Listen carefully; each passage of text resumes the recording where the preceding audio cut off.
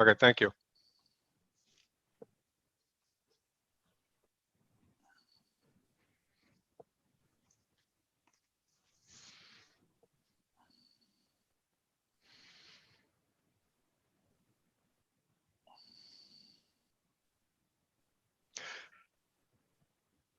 Okay, one last per Jordan, let her get logged in. I'm here. Okay, very good. All right, so this is the Health and Recreation Committee for the Village of Mariemont. We're here to address a couple different items for the community pool.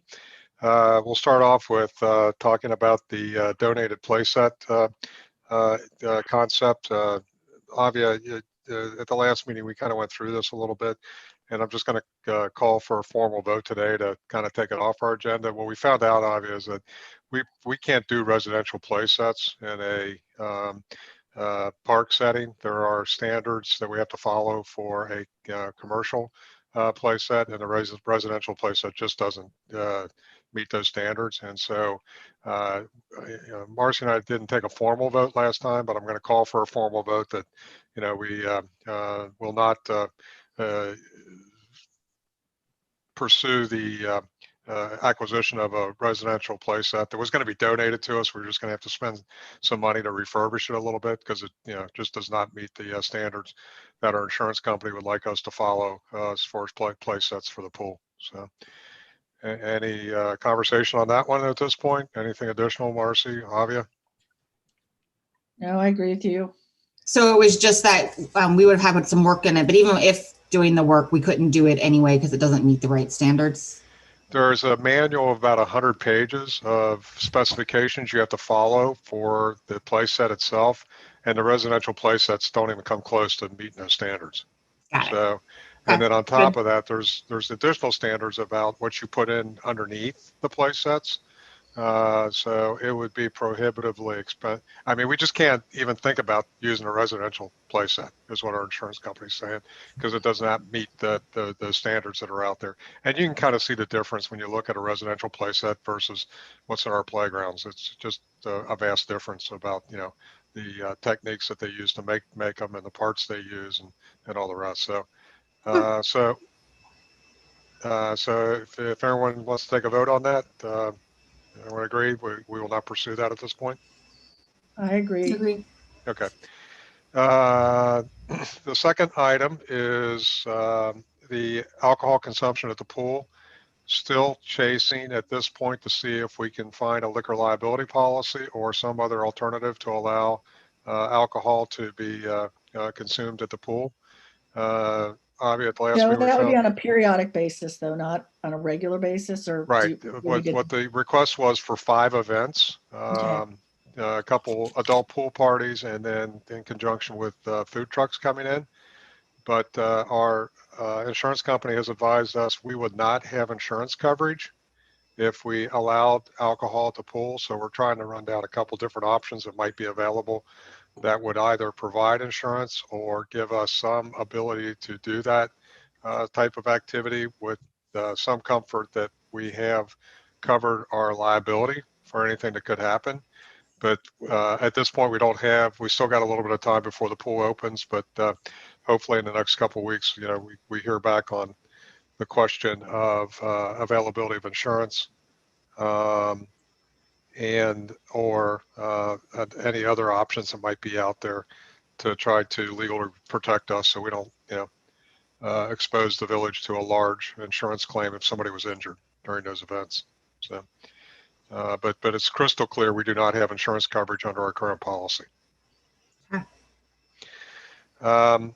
The next item I shared with you, Marcia, is something you asked for, and I've done it a couple times now, this pool project status report. It kind of lists all the different things that are out there. I think I sent this to you last night if everybody got a chance to look at it. And pardon the pun, it's a very fluid situation because saying that again, Joe. Yeah, I know. But I mean, it really is, because I mean, the numbers are changing daily and some of the items are changing daily. What we have to kind of reconcile is, okay, what have we approved and where are we at as far as some of these items? And I'll go through the list a little bit before we take a deeper dive on 2 of the items that are on the list. the painting process, we approved up to 13.2. We're probably down to 12,000 for the painting itself, but we have some wood replacement that needs to be done before the painting starts. There's some rotted wood and some destroyed wood. We think that's going to be about $500, and the maintenance department's going to accept the responsibility for putting that in. We also have, I sent you all an email with the design, the front design for the pool last night. It kind of shows the colors that they're going to use and this concept of some window boxes underneath those windows.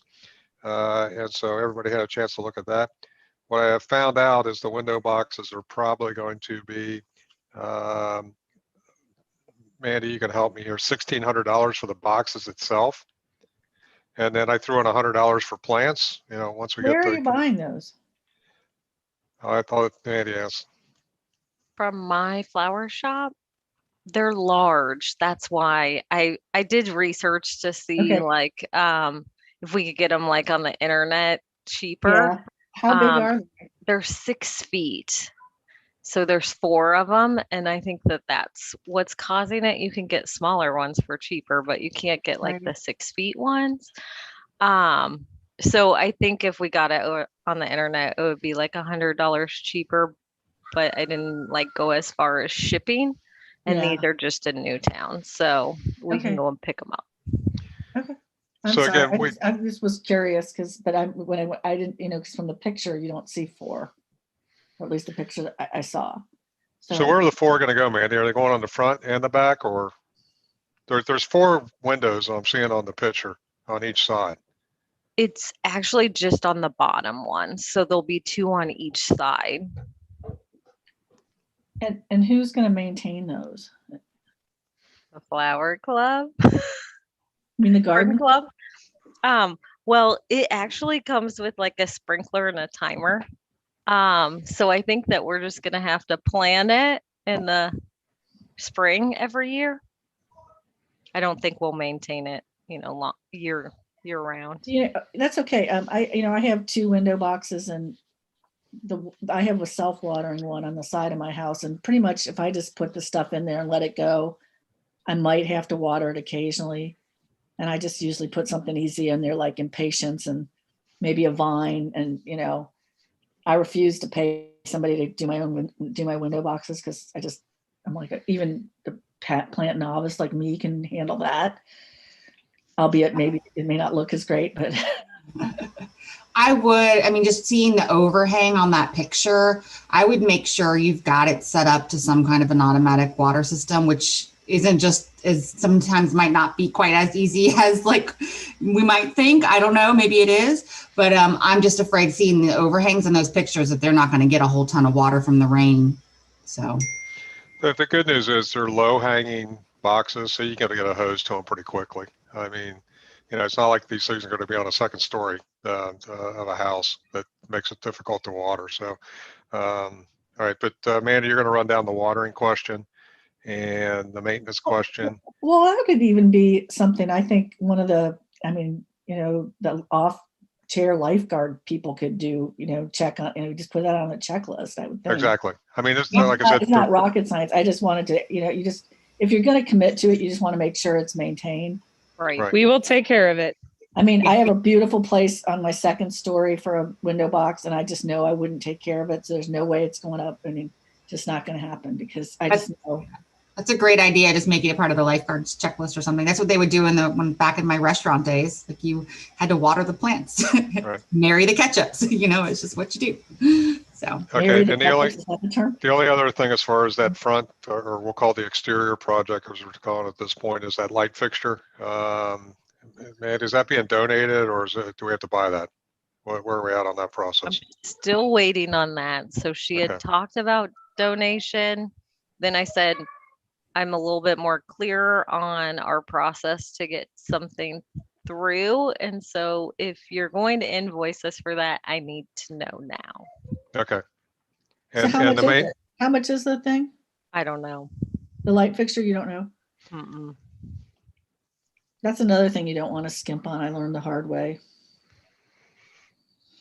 Yeah, and the maintenance department will install it, I think is what I heard So it's just a matter of getting the light fixture itself. So let's say at the max, $150, $200. Depending upon what light fixture gets picked. So it's not a budget breaker, but I'm trying to account for everything in this process at this point, so we're all on the same page. Mandy, I want to say it looks really nice. The rendering is really, really nice. Yeah, I think Yep. she did a Very- great job. Very inviting and, a big improvement. I mean, I don't mean it to put it in a negative context, but just it looks great. Yeah, and we're dealing with one final issue right now. The maintenance department's down there today about how to paint the slats behind the windows, because there's wire screens that are on both sides of it.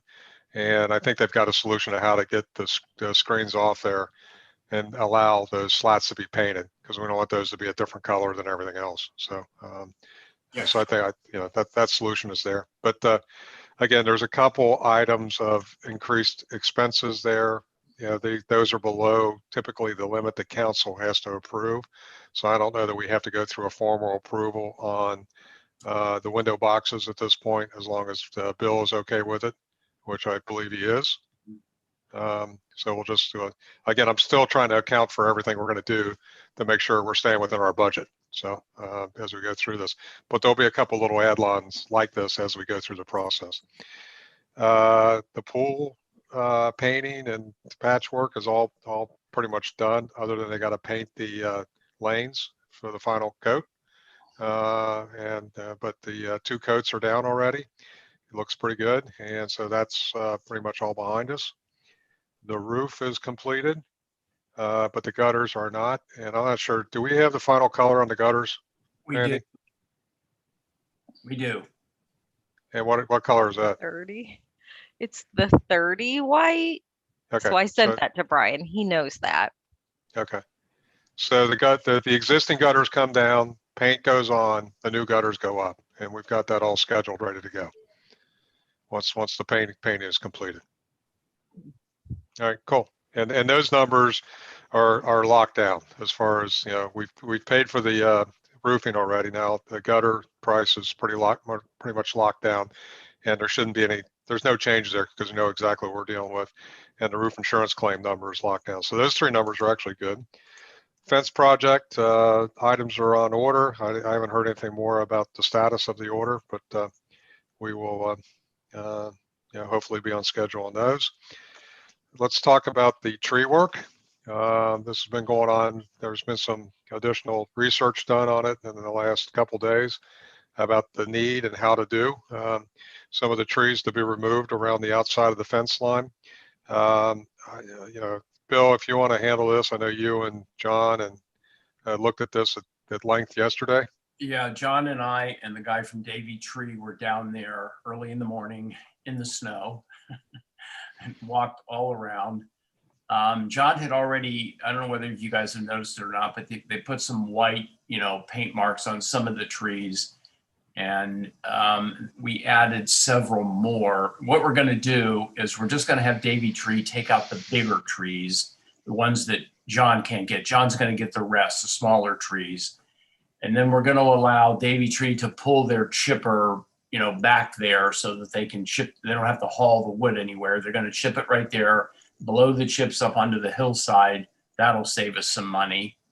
And I think the estimate's going to come in like maybe 9,000, which I know still sounds high, like it was the original estimate, but we've probably added maybe as many as another 6 trees to it. But Bill, I mean, one of the things this is not the purview of the tree advisory board, but one of the things that we, talked about the other day is we just feel very strongly that there needs to be somebody who is independent evaluating whether trees need to come down. And we had actually reached out to John about that. And it was Mary Beth who did it. And I am not sure if he has responded to her, but I don't see what the problem is to have another set of eyes look before you go cutting trees. Well, we could, Marcy, here's the situation. A lot of the trees that we've determined that really do need to come down are, trees that are either already dead, on the way to being dead, trees that are leaning into other trees. And in the next windstorm, certainly those trees would come down on the new fence. And then down toward the basketball court into things, there's a big, big dead tree down there, dangerously close to the high voltage wires that supply the electricity, into the back end of the village. I just feel like ordinarily I would totally agree. You might want to get a second opinion on this kind of stuff. But this is one of those things where I just think it's so obvious that these trees should come out, and clearly now is the time to do it, when we're kind of between the fencing, kind of a thing. I guess if depending on how strongly you feel about this, I could check with John to see what the schedule, we're trying to work this out so that we can get the tree guy in as the fencing guy is taking down the old fence, but before he puts up the new fence, because clearly we don't want to have a mishap there. And I would assume, well, who would we get? I mean, who do you have in mind? Who would this person be?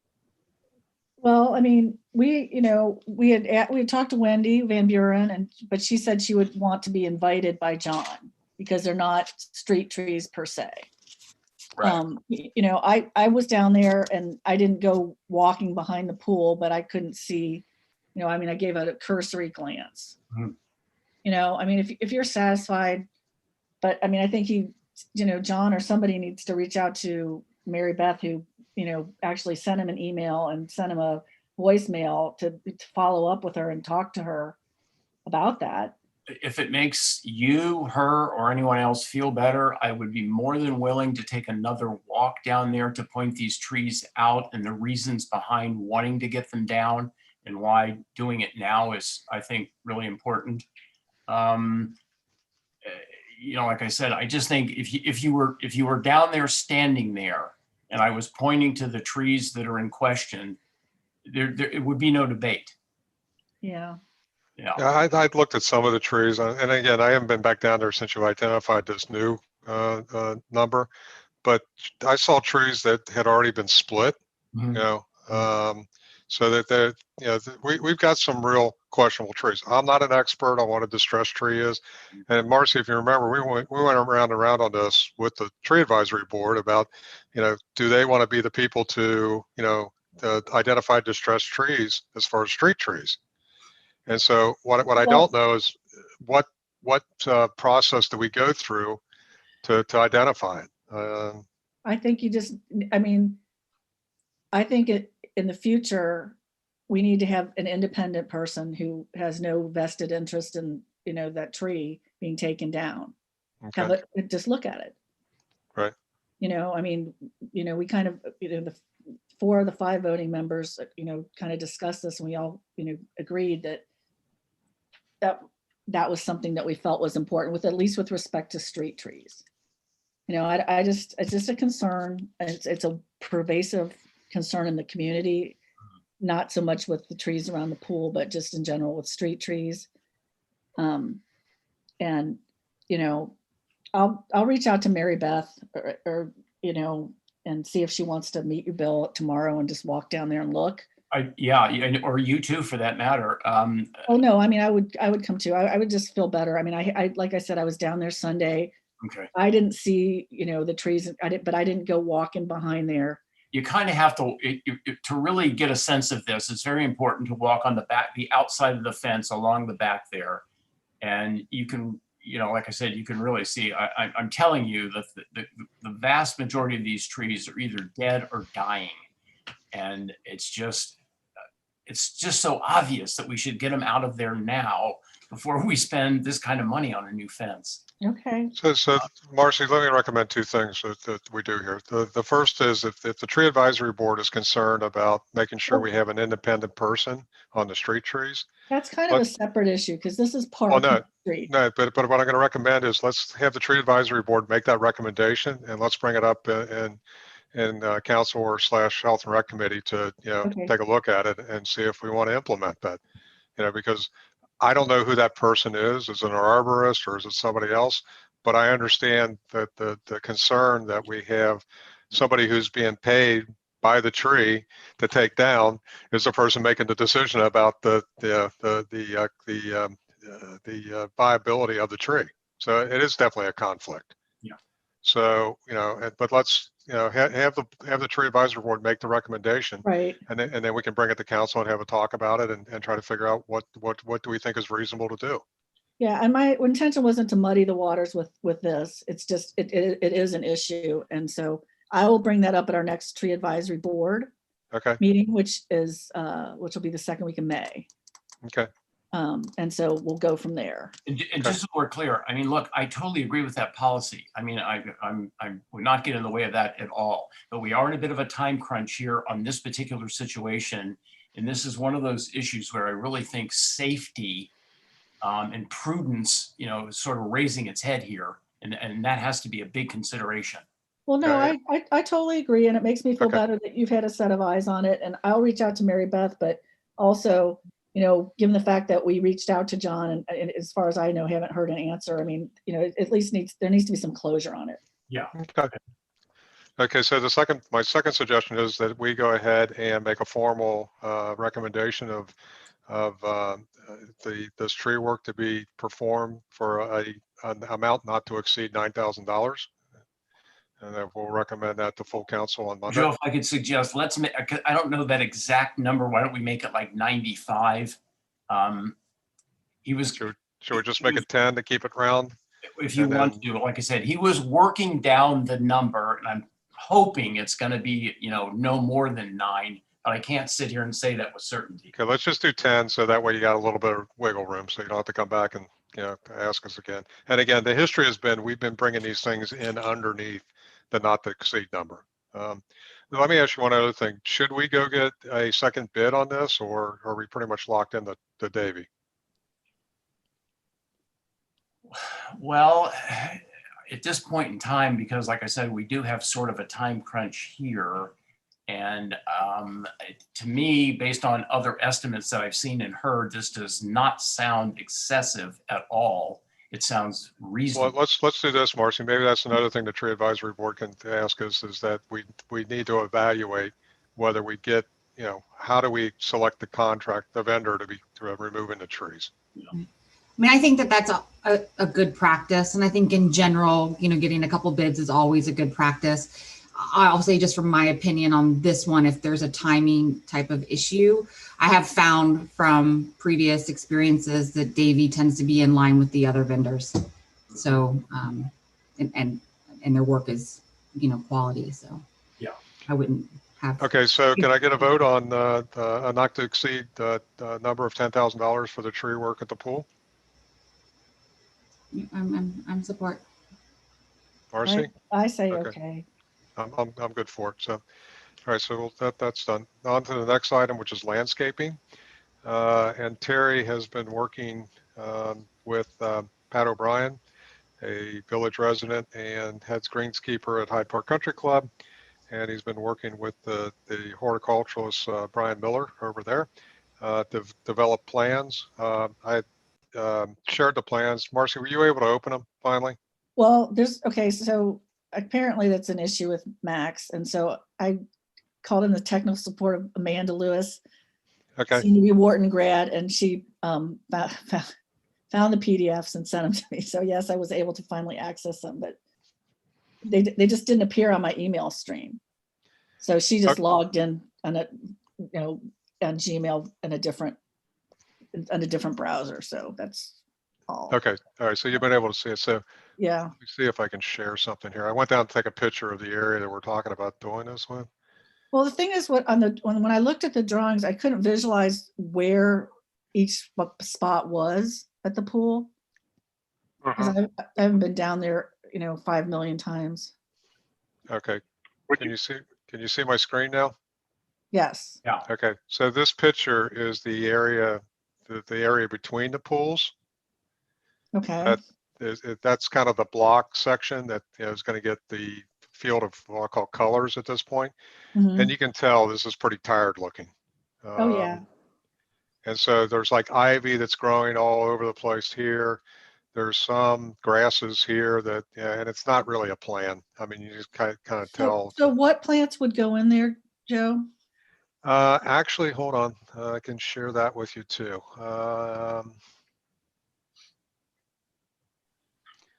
let's see here. Stop the share there.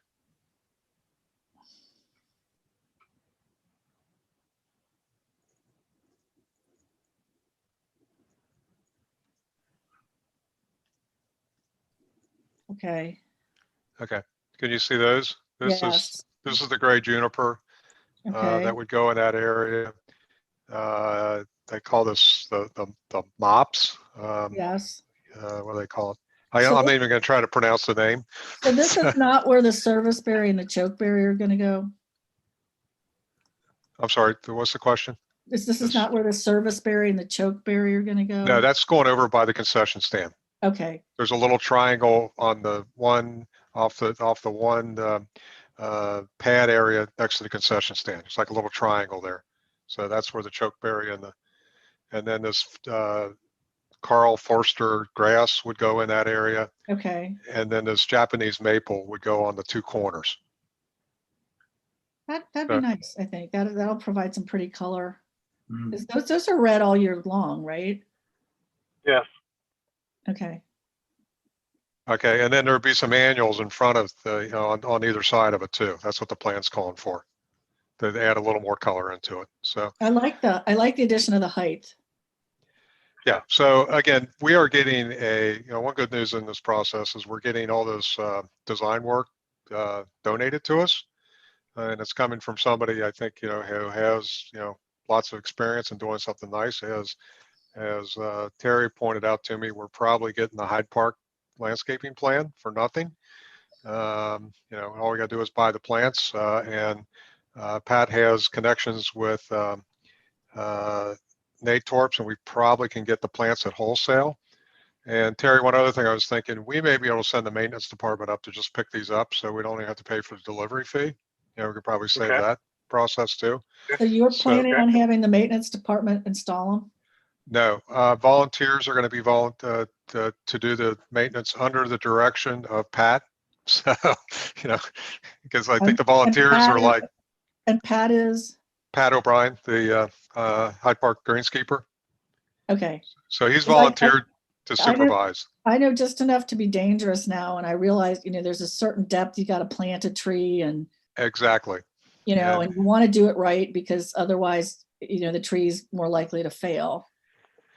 And that Yeah. also that these trees, need to be, depending on the variety, need to be pruned and, the first couple years in a certain manner in order to have them thrive. Right. So Pat is going to actually, control the location and the depths of the planters. So, the volunteers are just going to kind of be there to work some shovels. And will there Yeah. be a plan, going forward? And I don't mean to give you a hard time, Joe. I just want to, if we're going to spend this money, I want it to look beautiful for the next 20 years. I don't want it to look beautiful for 2 years and have to redo it. And I'm coming in, kind of, you're in the forefront of this. So is there a plan for, will somebody develop a maintenance plan that someone will have or the pool commission will have and know to execute? Or could we make sure that that happens? I would say the answer is yes. And again, I think at this point, Pat is taking pride of ownership of this thing, Right. which, Awesome. hopefully, we can get it done. And we have volunteers that are willing to help him. So I think it's another example of what we can get done in this village by using the talents of the people in the village. And, could the maintenance fall off the table? No, it could, but let's work with everybody, try not to have that happen. That's why I just think it's good to just discuss it up front and have the conscious intention that we're going to, have that built that into our planning process. Right. Hey, Joe, let me ask a question here. I, of course, was down at the pool today working on the vents. I talked with John about clearing that area. And then my question is, are we saving any of that stuff? Or are we just having him clear it completely out and that's that? If you can find a home for it, we could transplant it, but I don't know the answer to that question. So I think the idea was without a home, it's coming out. Okay. The only thing I would add to that, we have asked Pat O'Brien that same great question, and they're saying by the age and the quality of the material that it would be hard to save really any of it. Okay. So our assumption was it was just coming out. Okay. Compost. Mandy? All right, Well, so that, I'm just going to have him clear it out then and take it away. Wood Right. chipper. so again, you can see the plan there, and then this is the, Hey, Joe, could you go back to that picture just for a second? yeah, go ahead. Just hold it. So just for the group's positioning, if you were looking at this, you're standing by the family pool, and then as you look north in the picture, you're looking up at the lap pool. And so that, that's kind of a tilted piece of land. So these colors are really going to pop and add just such a nice feature to the pool. So it's your steps on either side, the right and left side. So that's what we're looking at here. I think it looks really nice. And I appreciate the orient, like when I look at it on my computer, I didn't know where I was looking at and exactly what it was. So thanks for taking the time to explain that. Yeah. It will definitely be an improvement over what we've had. So it'll look like a beautifully landscaped area. All right, and then the other area is that corner by this little corner here. That's over by the concession stand. That's where that crabapple, royal raindrop, that big red thing, and then the what's it called, the choke berries. I wonder who comes up with these names, but that's a corner over by the concession stand. And actually, this area here, these are the steps leading down to the filter room, and there is nothing that's planted there right now. So this is actually going to dress up that area a little bit better with those buckthorns going in.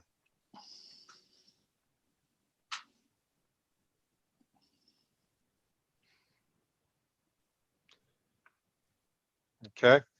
Now, what we don't have yet is a formal plan for the front of the building. We know we're putting some window boxes in, but we have to figure out what we're going to do with the ground in front. And I think there's been a couple conversations about what exactly is going in there, but we do not have a plan yet to share with everybody about what that front of the property is going to look like. So as of right now, the estimate was $5,000 for the inside the pool work, but we think that's probably going to be more in the $3,000 to $3,500 range, especially if we go pick up the stuff, with us having volunteers planning and all the rest of the stuff.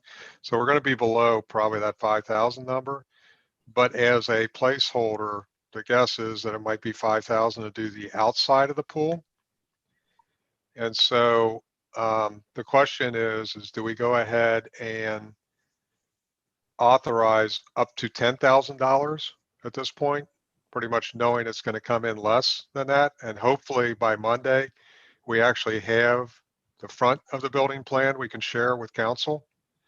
And the only reason I'm proposing this is I wouldn't normally propose that we would, do a spending amount without a plan. But if we miss Monday's council meeting, we're going to be another 2 weeks behind in the planning.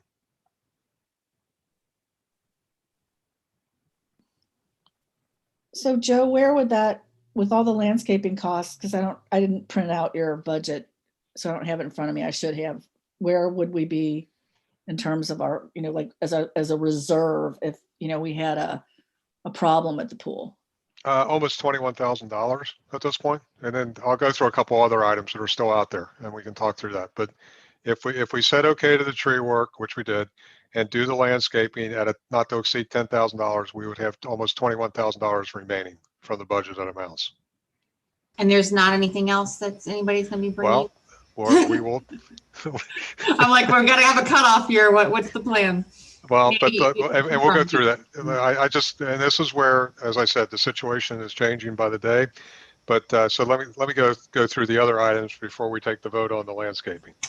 So a question has popped up about replacing tables and umbrellas down there. And so there's been some work done on it, but we're not even ready to talk about that yet because the pool advisory board has not even gotten through the process yet to figure out what kind of tables are we talking about? We need to do a lot more work on the tables and the umbrella question about do we even spend that money this year? Is it absolutely necessary? And you know, if we decide on we're going to buy a certain type of table and a certain umbrella, that becomes our standard for the future. So we probably need some time to really think it through.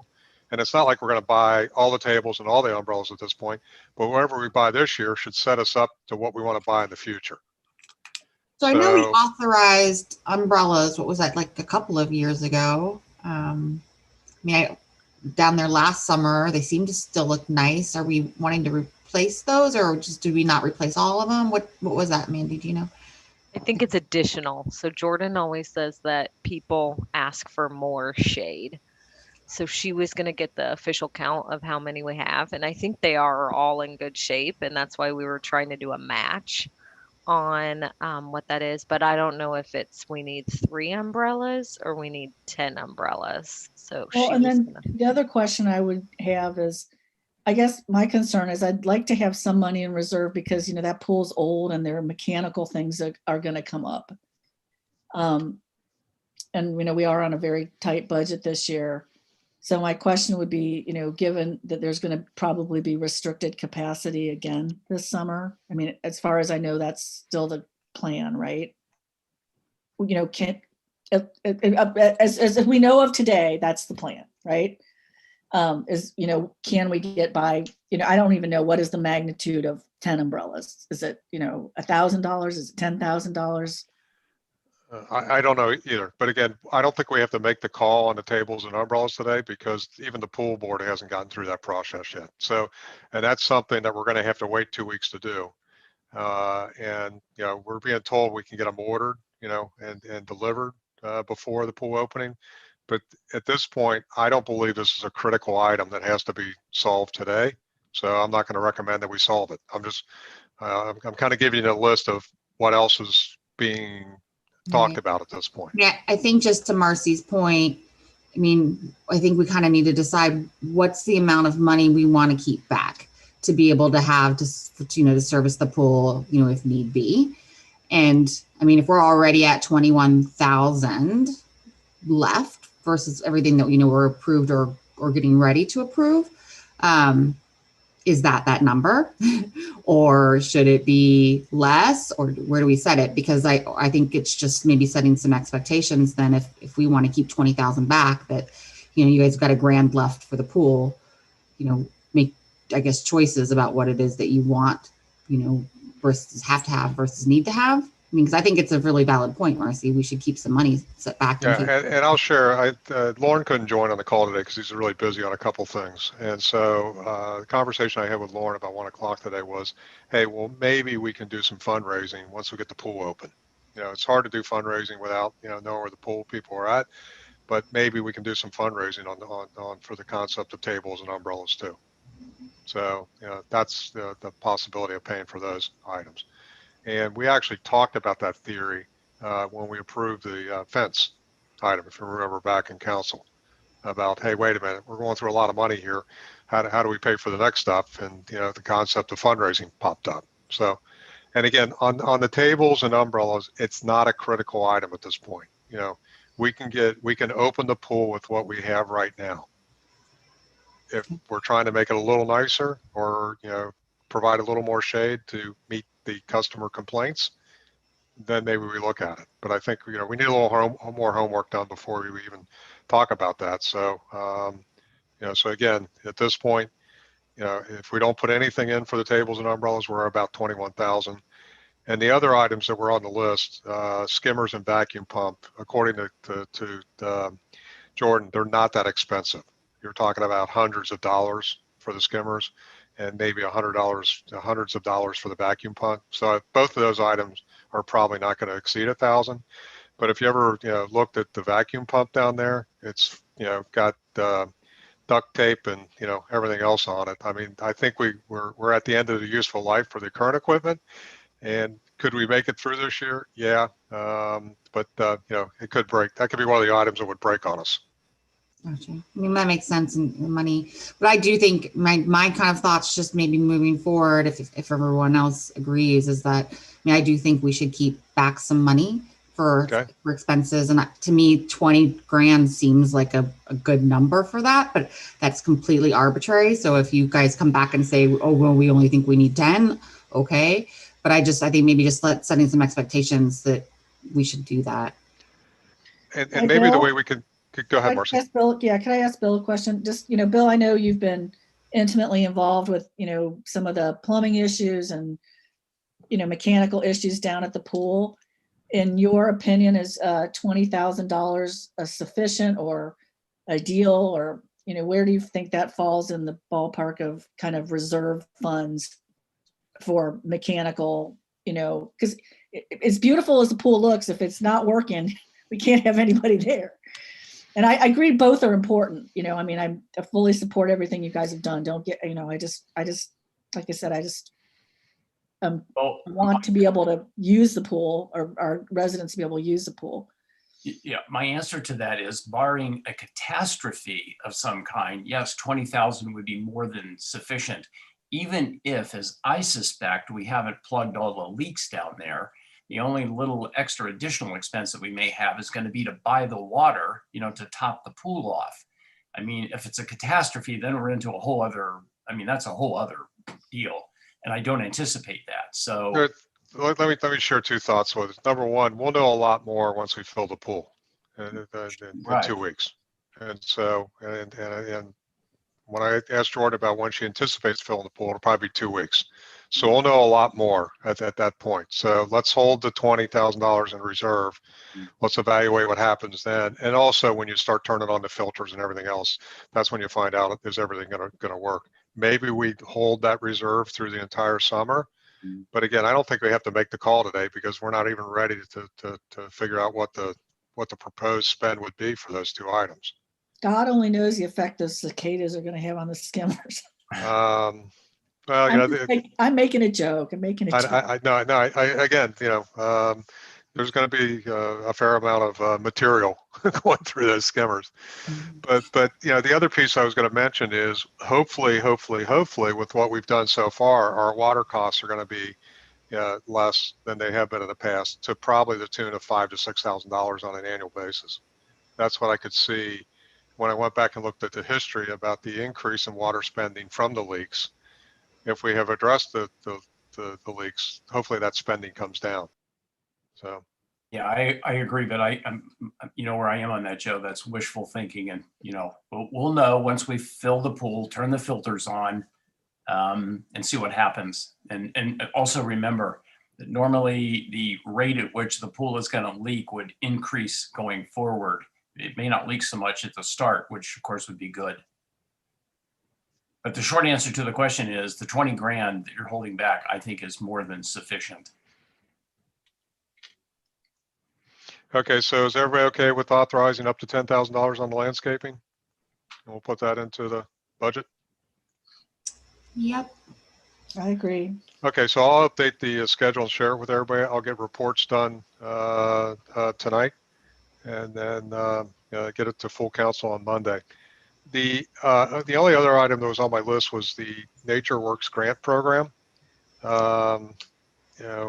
Mandy, I don't think you've received anything more from Shamrock as far as estimates for stuff at the pool. We probably, sooner rather than later, need to make a decision about, are we going to put an application in?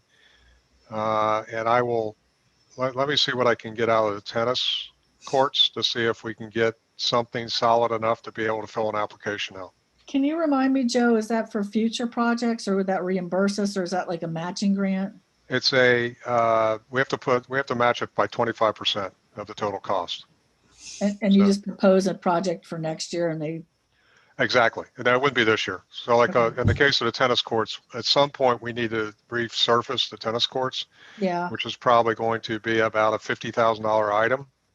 So we would put it in, and then either try to privately raise the match, or the village would have to put in the match.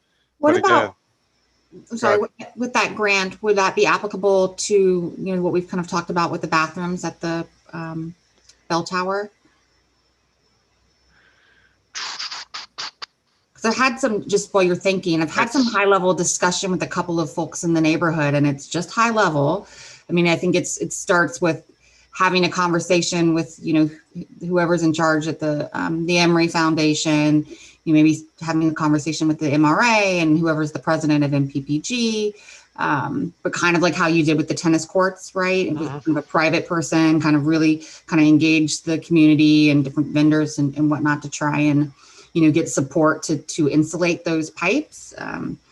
Seems to be like there's some movement around maybe trying to do some of that. So that's why I just asked if maybe that might be a grant that could help in that area. I'll send you the material I have on it, and you can try to read through it and see if you think it applies. What I have done is actually gone to the next level to try to find people who successfully received the grant and for what projects.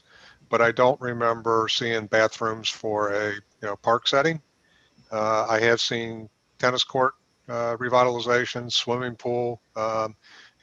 People were successful in getting grants for that. It in theory is for recreational facilities. It's just kind of in general, but it doesn't apply for any trail development or multi-purpose path stuff like that. There's other pockets of money for that out of ODNR. This is primarily just for recreational facilities, not including trails. Okay. So maybe. But we've got to get this application in by June 1st. So so there's a couple of hoops we have to jump through, and we may actually have to do some work in May to get this thing ready, including do some public involvement meetings. So the deadline's coming up, and again, if we miss it this year, we can always go for next year. But the critical thing with any of these grant programs is identifying the project that you want to go for the grant and a project that you anticipate doing well in advance, so you can plan through the process of getting your grant application in, and then have that project available to be done. Because the problem we get a lot into is projects that we need right now. We don't have enough time to get the grant. So this is where we have to kind of look forward and say, what would we like to do? And maybe doing something with the bathrooms at the bell tower or something, fits in that mold. So we don't have to do it right away, and we could wait for the grant application to go through. Yeah, we're not obviously very much at the beginning stages. I'm like, I see in my head the path forward to try and get there, but I can't get one foot in front of the other, right? So, I'll send you the material, but let me talk to the tennis and see if we can get this thing in by June 1st, and then go from there. Because the couple projects we talked about for the pool, we can't get the contractor to give us an estimate at this point. And without that, what kind of grant do we go for? What magnitude? Because as Bill can tell you, on the Murray Path, we were sweating about whether we put in for enough of an estimate on the grant before we actually go to the contractors and ask for the bids. Because if the bids came in much higher than what the grant we got, we were funding that 100 cents on the dollar at that point. So you want to try to get a very good bid on the front end, so that when the grant comes through, it covers the cost of the project. What projects are you thinking about? For this, For the right pool, now, for the pool, for two things with the applying for this pool. grant. The first one is a slide to go in where the Diving boards were, yeah. diving boards used to be. The problem is our contractor has said he's not completely comfortable with doing that, because that area where the diving boards were is actually above the filter room, and it's kind of hollow. It's like you got a concrete slab, and it's kind of like tunneled underneath there. And so he's a little uncomfortable. He probably needs to do some engineering work to see if it's even possible to do that there. And then the other one is some sort of revitalization of the wading pool, including the potentially of a splash pad there. And again, that takes a lot of work to figure out exactly what are we talking about and what are the costs. So I've done the whole splash pad quotes a couple years ago. It's not pretty. yeah, they're expensive. Super expensive. Like slide expensive or more than slide expensive? Way more. Way more. I would think maybe in order of magnitude, aren't we talking a couple $100,000? More than that. Okay. But when we did those surveys last year, I don't think everyone wants like a huge splash pad. I think that a couple simple water, I call them water features, would be sufficient, which is obviously less expensive. So again, we've got a lot of projects we got to bring home between now and the pool opening date. And so I don't know where, and again, the contractor that would provide us that information probably isn't going to give it to us in the next couple weeks. So, all right. So when we do the next Health and Rec Committee, I'll try to get something out of the tennis and see if we can get this application in by June 1st. So at least we give it a shot and see what happens. All right. Anything else? Avi, we went longer than I thought we would, but we had a couple things to get through. That was me. I'm sorry. All right, I'll start writing up reports and get them to everybody, and we'll see everybody Monday. Hey, Joe, can you stay on for a minute? I've got a couple quick questions for you, or would you rather I just call you? Just call me. Okay. All right. Okay. Thanks, everybody. We'll see everybody later. All right, bye.